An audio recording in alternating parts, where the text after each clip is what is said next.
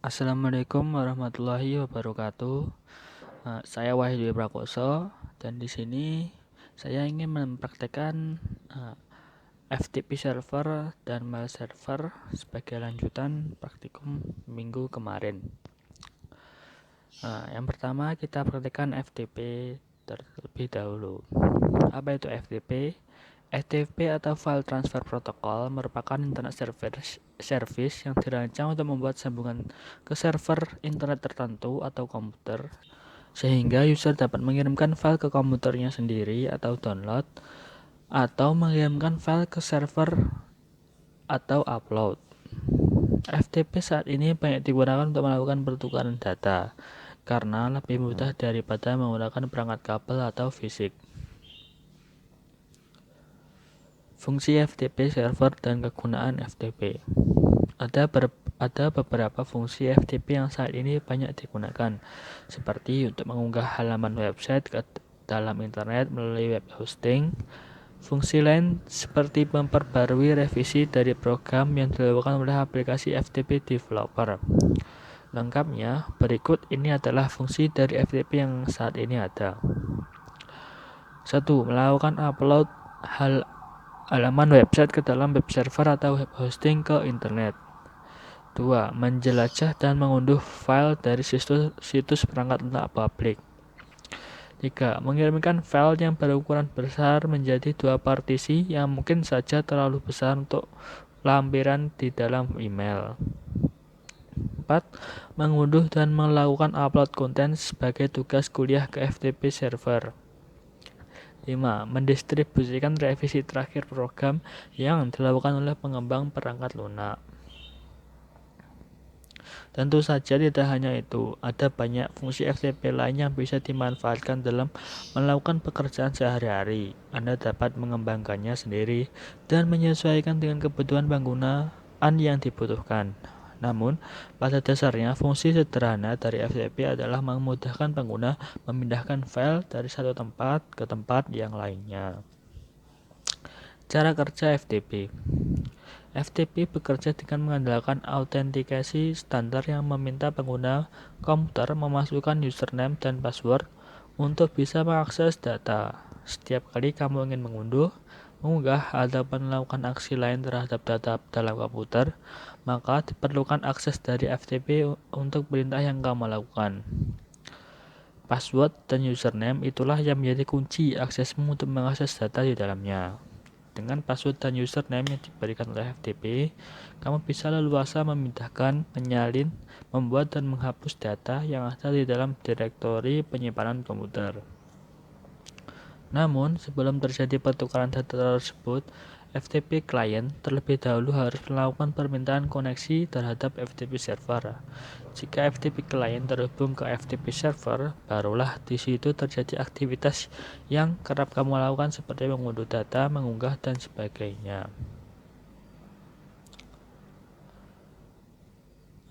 Langsung kita ke percobaan saja. 1. Dalam percobaan ini kita akan mensimulasikan file server yang dapat diakses oleh PC client. Seperti ini sama seperti minggu lalu. Langsung ke langkah 2. Buatlah skema jaringan seperti atas dan pastikan jaringan dapat terhubung dengan baik, terutama PC1, PC4, laptop, dan smartphone dapat tersambung dengan file server. Ini sudah saya rancang. Kita coba pastikan koneksinya terlebih dahulu.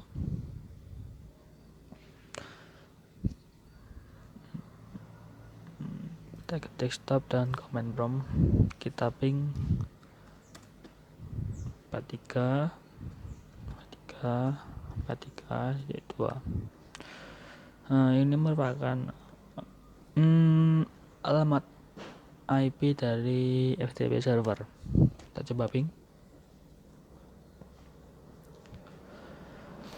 Ya, yang pertama request timeout karena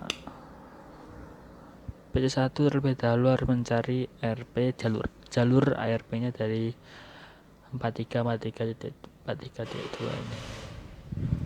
Oke, sudah terhubung. Kita coba ke PC4. Tapping juga.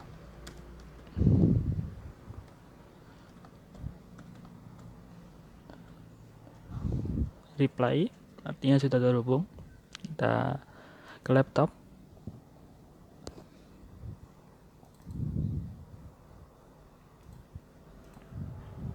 Tapping juga.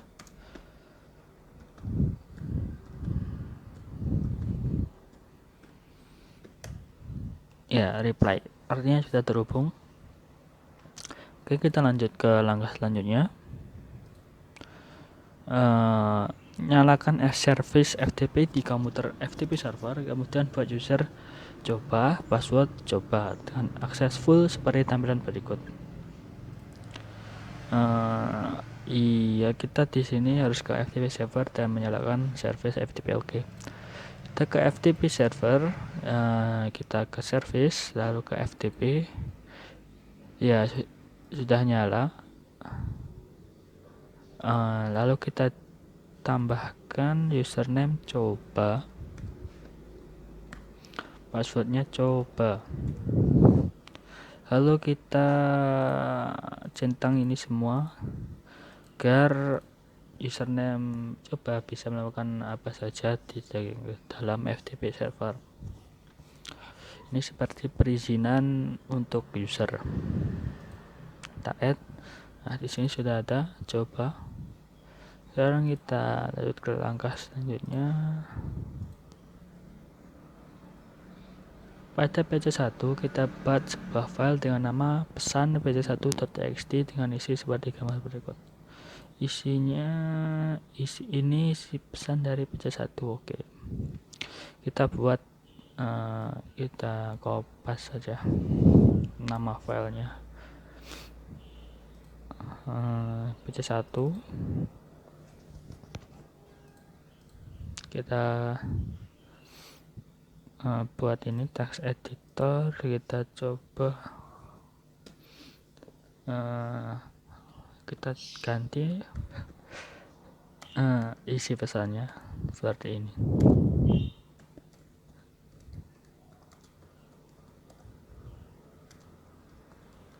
Nah, sekarang kita save.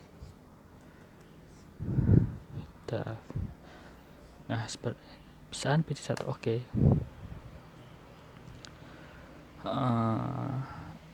Udah kita lanjut ke langkah selanjutnya. Untuk save-nya tadi kita pencet Ctrl S ya, lalu kita masukkan nama filenya, lalu kita coba cek bahwa tersebut sudah tersimpan di PC1 menjalankan perintah dir pada command prompt.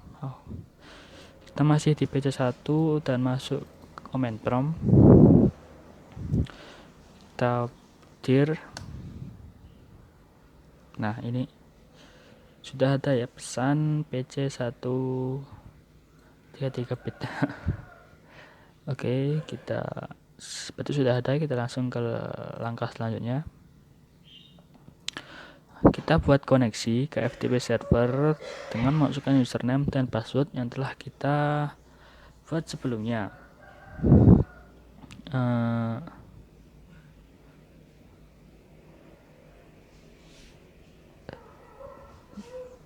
Oke, lalu upload file PC1 ke menggunakan perintah put pesan PC1. Oke. Untuk FTP server di sini saya sudah melakukan menambahkan DNS.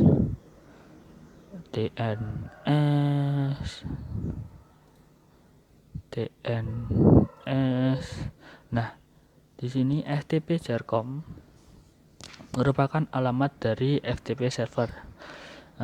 Kita mencoba menggunakan FTP Jarcom saja. Oke. Kalau kita coba untuk mengupload file pesan P1 ke kemana tadi? Oh, ini masih upload saja. Oke, kita upload terlebih dahulu. Aku comment prompt lagi, kita FTP buat koneksinya terlebih dahulu. Kita masukkan domain jar.com yang sudah ditambahkan di DNS server. Trying to connect.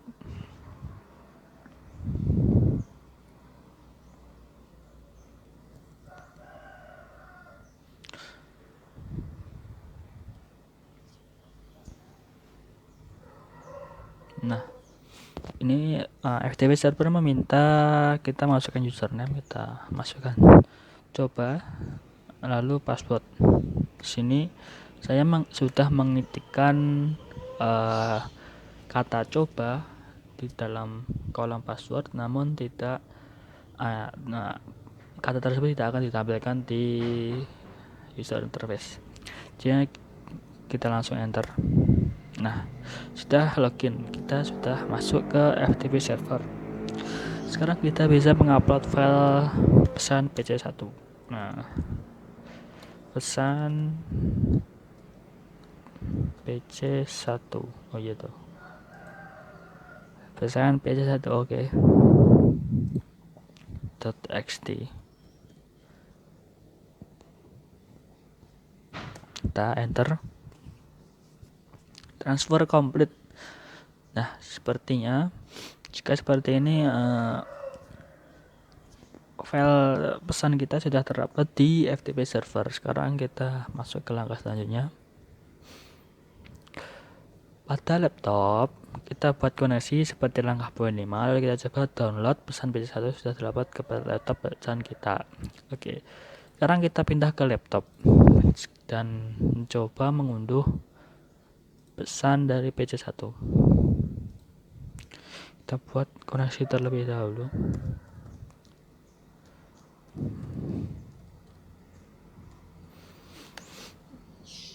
Kita masukkan ya username kita.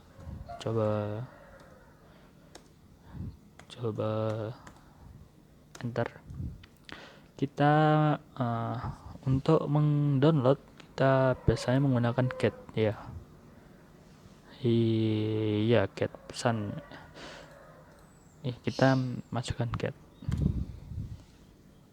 pesan atau pesan pc1.txt. Oke, transfer complete. Sekarang coba kita untuk mengeceknya gimana ya. Coba kita dengan aplikasi text editor pada laptop. Dengan text editor kita coba keluar dari CM. Belum quit. Kita quit terlebih dahulu untuk memutuskan koneksi dengan FTP server. Lalu kita masuk ke text editor. Kita ke mana? Bagaimana untuk mengeceknya?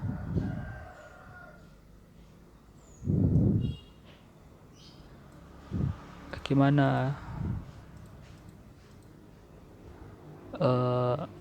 Coba kita Ctrl O.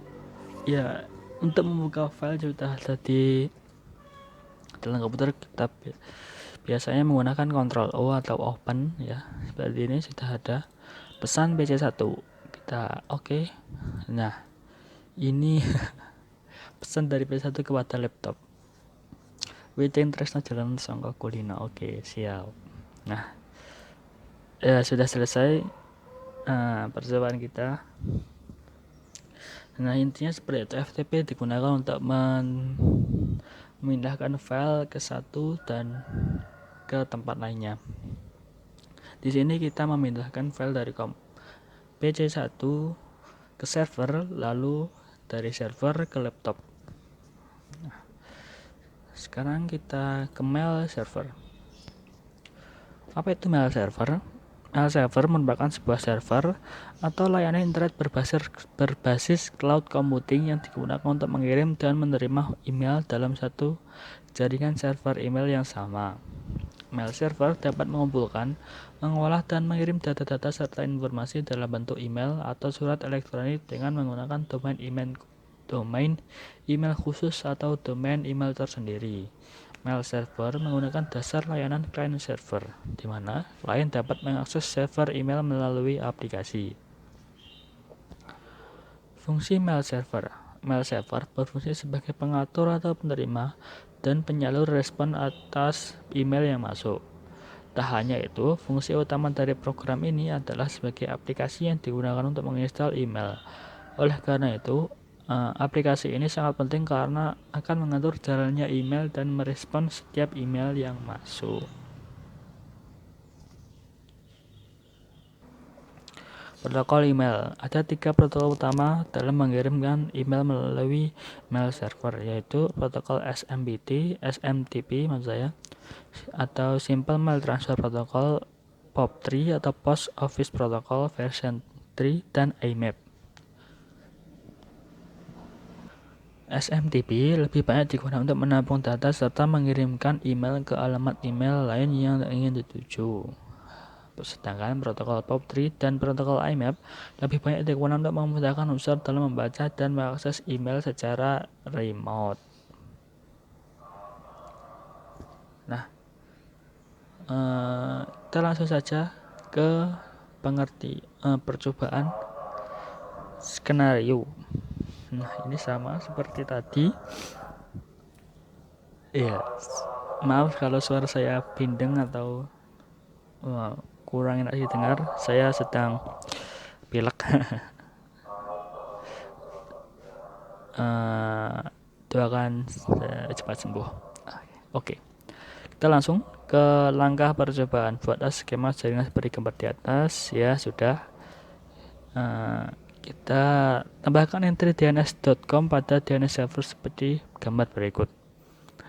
Kita menambahkan DNS mailku dengan IP address 4343.4. Kita ke DNS server. Kita ke service DNS, dan di sini saya sudah menambahkan nama mailku.com atau domain mailku dengan address 4343 terlebih dahulu. Untuk yang belum, kita silahkan Anda ketikkan nama domain mailku.com dan addressnya, lalu pencet add dan tambahkan. Oke, karena sudah, kita lanjut saja. Pada PT1 tentu jaringan peringkat NS lookup seperti berikut. Ya, kita kembali ke PT1 dan menjalankan. Untuk PT1 belum saya quit. Kita quit terlebih dahulu. Lalu kita masukkan ns look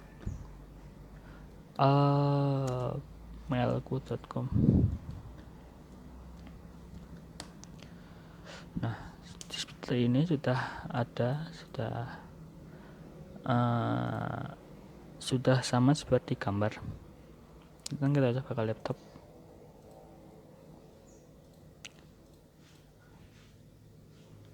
Kita ns lookup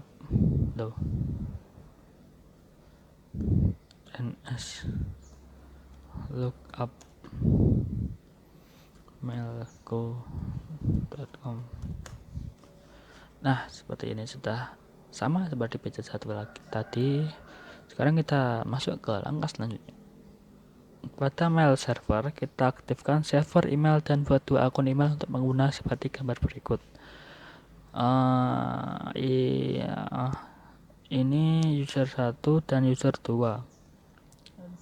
Di sini SMTP-nya dan POP3-nya aktif.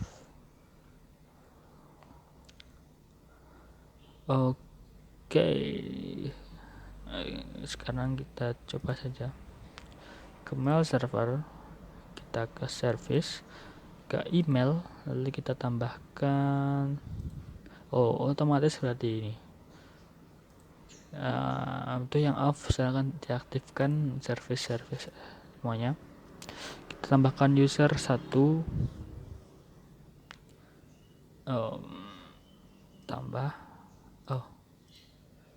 kita masukkan passwordnya user 1 juga, kita tambahkan. Nah, lalu kita tambahkan user 2. Nah, sekarang kita sudah punya 2 user tersimpan di mail server. Lalu kita Lanjutkan langkah kelima. Pada PS1 konfigur aplikasi mail client dan coba mengirim email dari user 1 PS1 ke user 2 laptop. Di sini PC1 kita ke mail browser, lalu konfigur email. Oke. Kita ke PC1, kita ke mana? Email.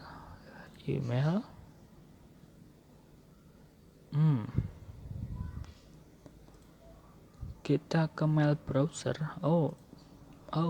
Ke mail browser, maafkan.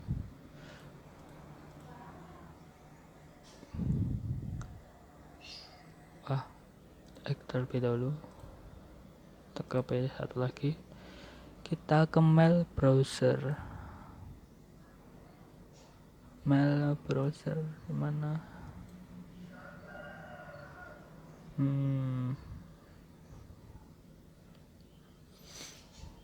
Atau MIB browser ini ya? Oh bukan.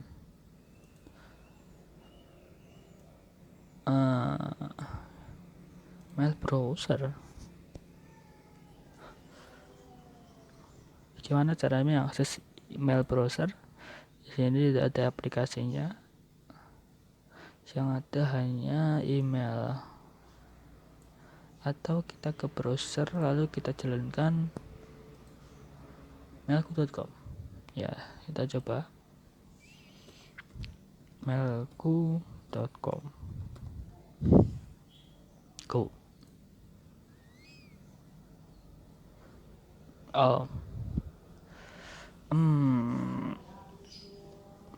Tidak seperti itu ternyata. Gimana? Kita email servernya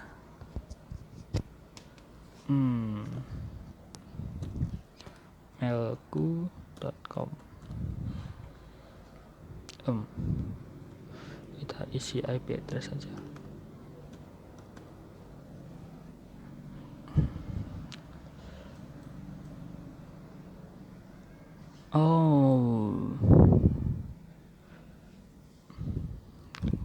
Iya benar, mailku.com.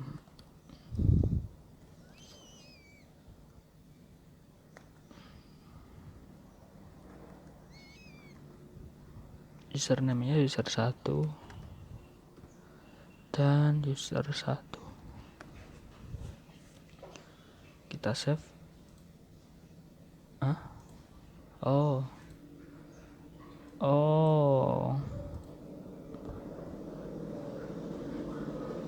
Kita masukkan user 1 dan user 1 at emailku.com. Kita save. Jadi kita harus mengatur user dari PC1 tersebut sendiri di awal, lalu kita masuk ke mail browser. Oke. Untuk mengatur kita ke masuk. Bisa. Kita save lagi. Oke. Sekarang kita masuk ke langkah selanjutnya. Setelah dikonfigur, kita coba kirim email dari PS1 ke laptop. Kita compose. Sebelumnya kita belum membuat laptop sebagai user 2. Apakah bisa? Nah, untuk jaga-jaga kita buat user di laptop terlebih dahulu. Email, masukkan user 2, email address user 2 .mailku.com.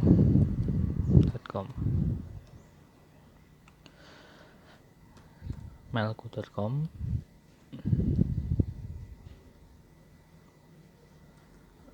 Ya, username-nya ya user 2.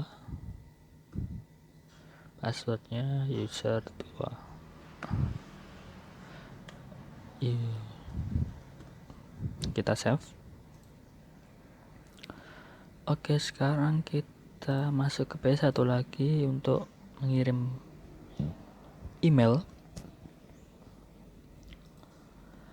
compose ke user2.emailku.com. Subjeknya coba Bray. Oke, kita masukkan lagi pesan kita ke laptop.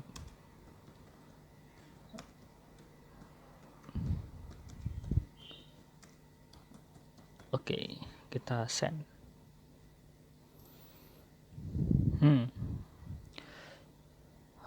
Kita coba lihat. Kita coba masuk ke langkah selanjutnya. Jadi bisa kita change terlebih dahulu lalu kita konfigurasi nanti. Jadi bisa. Sekarang kita masuk ke laptop dan melihat apakah pesan sudah sampai. Receive. Oke, seperti ini. Ya, ini pakai POP3 server. Receive signal sukses. Oke, kita coba reply.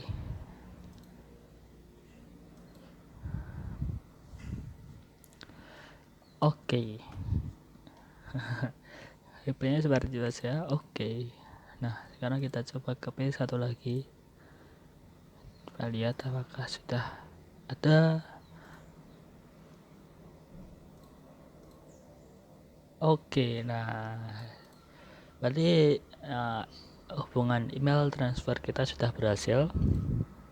Jadi seperti itu. Untuk server mail di P1 dengan percobaan P1 dan laptop tadi menggunakan protokol POP3 yang artinya pesan langsung terdownload ke lokal disk masing-masing PC. Dan seperti itu.